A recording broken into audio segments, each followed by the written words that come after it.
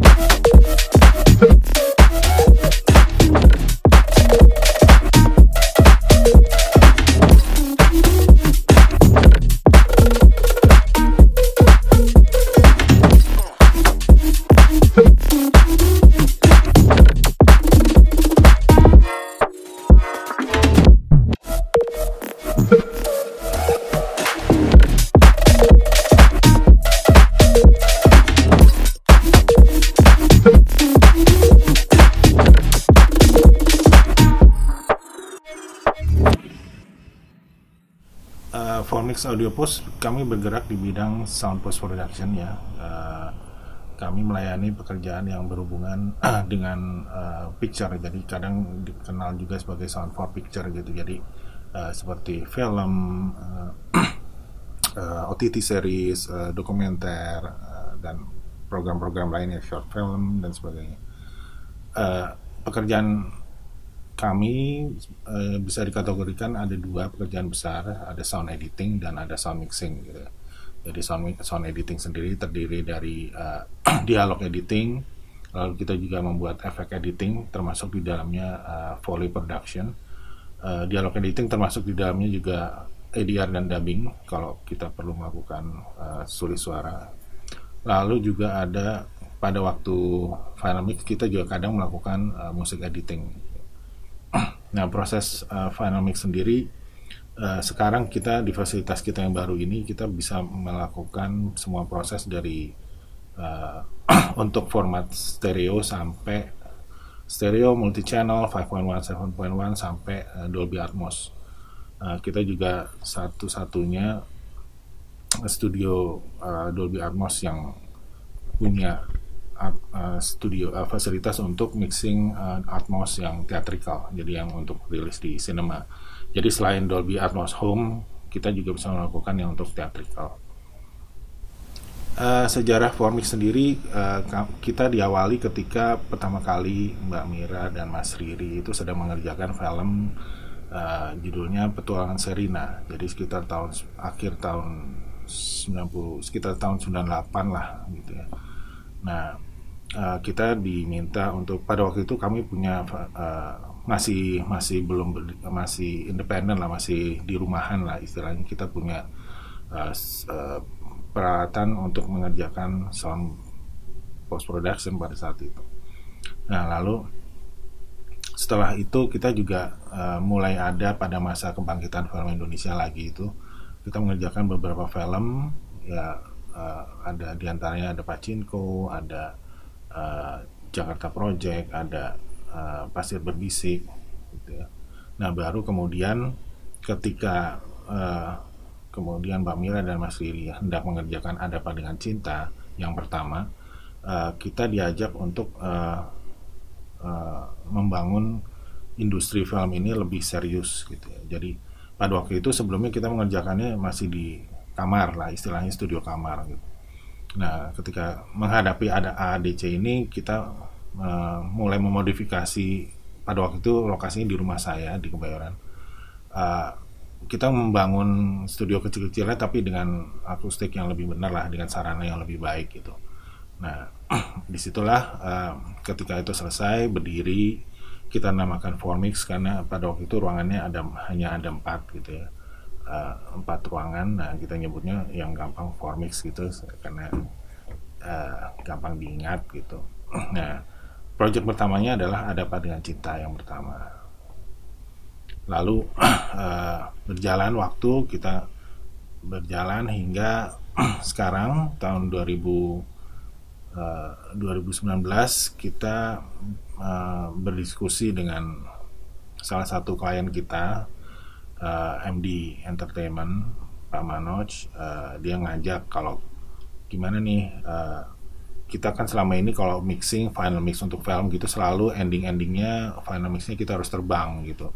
Kita harus entah ke Bangkok, ke Hong Kong, ke India, pernah juga ke Australia, pernah juga ke Eropa juga gitu. Jadi kita tidak punya ruangan untuk finalisasi film gitu. Nah, dia ngajak untuk membangun di Jakarta.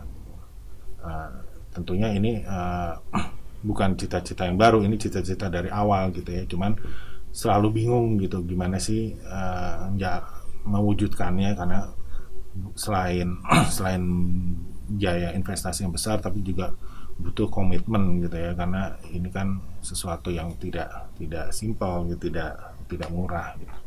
Akhirnya kita sepakat untuk kerjasama, kita bangun ini. Kita sekarang ada di Ceger, di bekas Studio MD. Kita sekarang namanya Formix at JFS, Jakarta Film Studio. Jadi kita pindah sini akhir tahun 2019. Project pertama kita adalah Danur 3 gitu ya. Jadi itu setelah dari tahun 2000, tahun 2020 kita pindah sini. Oke, di Formix JFS ini sekarang kita punya 14 ruangan. Ruangan utamanya adalah ruangan ini adalah ruangan final mix yang theatrical mix. Jadinya untuk mixing film itu memang kita butuh ruangan yang seperti ini, yang ukurannya seperti ini, peralatannya dengan spesifikasi untuk bioskop gitu ya. Ini yang pertama, di Dolby Atmos yang pertama di Indonesia, yang ke kota keempat di Asia Tenggara. Jadi setelah Bangkok, KL, Singapura gitu ya, kita yang keempat. Studio ini kita menggunakan kita dibantu oleh teman-teman kita, 2 orang sound mixer dari Hollywood, namanya Chris David dan Jonathan Wells gitu ya. Jadi mereka kita terus terang kan ini sesuatu yang baru yang kita belum pernah ada di Indonesia, jadi kita butuh bantuan mereka untuk mewujudkannya.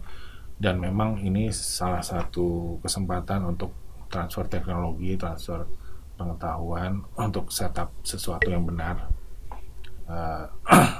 Jadi memang di ruangan ini, di studio, di fasilitas kita ini memang didesain dengan konsep cara kerja mereka. Jadi kalau sampai mereka istilahnya orang-orang internasional kalau mau kerja di sini pun bisa gitu, karena spek kita udah ngikutin kebiasaan kerja mereka gitu. Jadi selain ruangan ini, kita juga punya satu lagi ruangan yang lebih kecil, itu bisa untuk Dolby 7.1, multi channel 7.1 untuk bioskop juga. Lalu kita punya 2 ruangan yang lebih kecil lagi untuk pekerjaan yang lebih kecil sifatnya, 5.1, 7.1, tapi yang untuk rumahan gitu, misalnya OTT, series di streaming gitu ya, kayak di Netflix, di Disney gitu. Lalu kita juga bisa melayani untuk proyek-proyek yang hanya stereo saja, yang untuk YouTube, untuk ya mungkin kepentingan video korporasi gitu ya. Lalu untuk mensupport 4 ruang mixing ini, kita punya 6 ruang edit, ruang sound edit ya. Jadi dengan ya ruang edit itu bisa dipakai untuk editing dialog ataupun untuk efek editing. Lalu kita juga punya satu ruang dubbing, ruang ADR yang cukup besar. Jadi kita bisa melakukan rekaman untuk bikin rekaman crowd, untuk multiple person gitu ya sekaligus. Ruangan itu juga kita desain untuk bisa remote recording. Jadi kita sudah melakukan beberapa kali project remote recording. Jadi kebetulan talent Indonesia dipakai untuk project internasional. Jadi talentnya dubbing di sini, produsernya ada di negara mana, sutradaranya di negara lain lagi gitu. Ini jadi mereka bisa mengarahkan secara live real time kepada talentnya di sini. Lalu ruangan terakhir adalah ruangan Foley production. Itu juga untuk membuat semua efek-efek yang tambahan gitu. Jadi misalnya footsteps, clothing, atau semua ya additional effects gitu ya. Kayak mungkin diketahui kita juga mengerjakan project-project animasi gitu ya, film Nusa, film Adit Sopo Jarwo yang The Movie, film animasi kan tidak ada efeknya sama sekali, jadi emang kita harus create semua dari nol. Nah itu kita kerjakan di ruang volley. Kita juga sering didapat pertanyaan gitu, kenapa sih harus ruangan seperti ini sedemikian kompleks, sedemikian besar, kenapa waktu itu kita masih harus terbang ke Bangkok gitu, kenapa nggak bisa dikelarin di sini aja gitu ya. Jadi ini urusan audio, urusan mixing itu kan masalah monitoring, masalah translasi gitu. Jadi apa yang kita dengar harus bisa didengar oleh penonton, oleh konsumer seperti yang kita dengar juga gitu ya. Jadi ini masalah translasi gitu ya. Jadi gimana kita kerja yang di ruangan yang apa yang kita dengar itu seperti yang akan dinikmati penonton gitu. Nah, ruangan teater itu kan besar, jadi ruangannya besar, speakernya besar. Kenapa speaker besar? Ya karena area yang diakomodirnya besar gitu, penontonnya kan banyak gitu. Jadi mereka menggunakan speaker besar.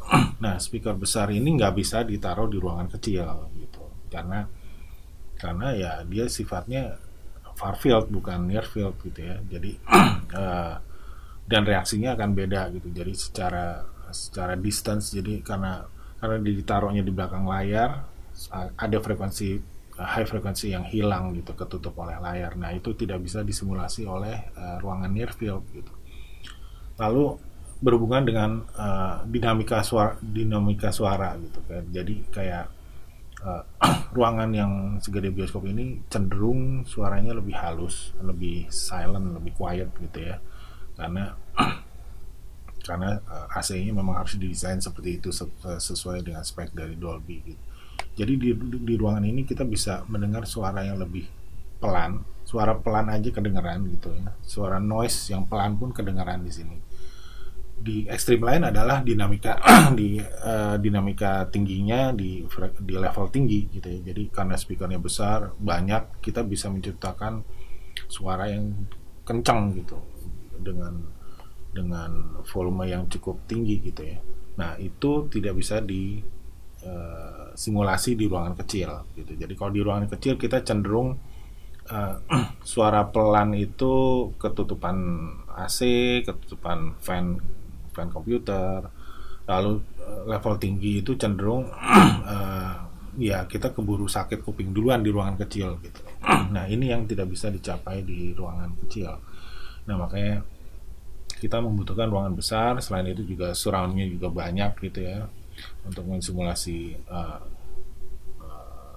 area besar, area itu. Lalu nah sekarang ini kayak teknologi Atmos gitu ya. Teknologi Atmos ini kalau home Atmos itu sifatnya speakernya speaker surroundnya hanya satu, hanya 7.1.4, 9.1.6 gitu. Jadi speaker di belakang ini hanya ada 4 atau 5 biji gitu ya.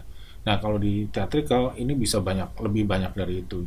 Nah itu tidak bisa disimulasi di ruangan kecil juga gitu. Jadi makanya kita butuh ruangan yang seproper ini. Nah selain itu juga akustiknya benar, reverberationnya benar gitu ya. Nah kalau di ruangan kecil kadang masalah reverberation ini juga sangat berpengaruh. Kadang terutama di low frequency gitu ya, bassnya lebih panjang dari yang seharusnya gitu, lebih menggulung gitu. Kalau di ruangan besar nyaris semuanya lebih flat gitu. Jadi kata kuncinya adalah translasi gitu ya. Jadi seperti halnya mungkin teman-teman sudah pada tahu, ruang mixing itu harus mewakili ruang playbacknya. Jadi kalau memang untuk musik playbacknya hanya di headphone atau di itu, kita bisa mensimulasi dengan headphone. Tapi kalau bioskop ya kita harus mensimulasi bioskop. Jadi ruangannya memang harus seperti itu. Kalau dilihat dari cita-cita dan tujuannya dari kita membuat fasilitas ini gitu. Jadi selain kebutuhan bisnis gitu ya tentunya, karena kita berharap jadi selain kita mengerjakan semuanya dari awal sampai akhir, tapi kita juga menyewakan ruangan-ruangan ini. Jadi untuk teman-teman sound designer lain gitu, kalau memang butuh ruangan bisa menyewa di kita gitu ya. Jadi misalnya mereka udah preparation di rumah, sound editing segala macam di rumah, tapi untuk final mix kesini bisa gitu. Itu sudah dilakukan beberapa kali. Lalu salah satu hal yang benang merah ketika saya diajak membangun Formix adalah kesempatan untuk membangun SDM baru gitu ya. Karena pada waktu kita di Formix di sana kita cuma punya 4 ruangan, jadi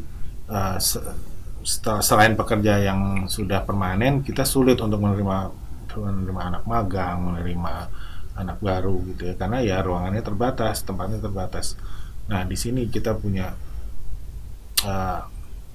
ruangan banyak, itu kita punya kesempatan untuk menerima lebih banyak anak-anak baru gitu ya, person-person baru yang tertarik dengan dunia ini. Mereka bisa mengerjakan pekerjaan dengan peralatan yang benar, di fasilitas yang benar, dengan project yang benar gitu. Maksudnya project yang real gitu. Jadi mereka ikut terlibat dan langsung hands on dengan peralatan yang benar gitu. Jadi salah satu kendala saya dari dulu ketika ditanya kenapa sound film itu sulit sekali untuk regenerasi gitu ya, karena sulit sekali untuk memberi kesempatan anak-anak baru ini, karena itu tadi kita terbatas dengan ruangan, terbatas dengan fasilitas, karena susah nerangin sound tapi di ruangan yang nggak proper gitu ya. Misalnya saya mau nerangin untuk bioskop itu 5 speakernya besar gitu, speaker besar tuh kayak gimana sih suaranya. Nah di ruangan kecil kan nggak bisa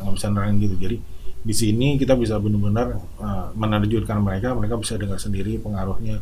Oh gini toh suaranya kalau di ruangan besar, kalau kita gerakin suara, kita nyebar suara, itu efeknya kayak gimana, itu beneran bisa langsung terasa langsung. Jadi karena ya berbeda dengan visual, sound itu kan sangat subjektif ya, karena indera pendengaran kita gitu. Nah itu yang salah satu tujuan kita harapkan adalah makin banyak generasi baru yang bisa ditelurkan lah, yang bisa kita hasilkan dari adanya fasilitas-fasilitas ini.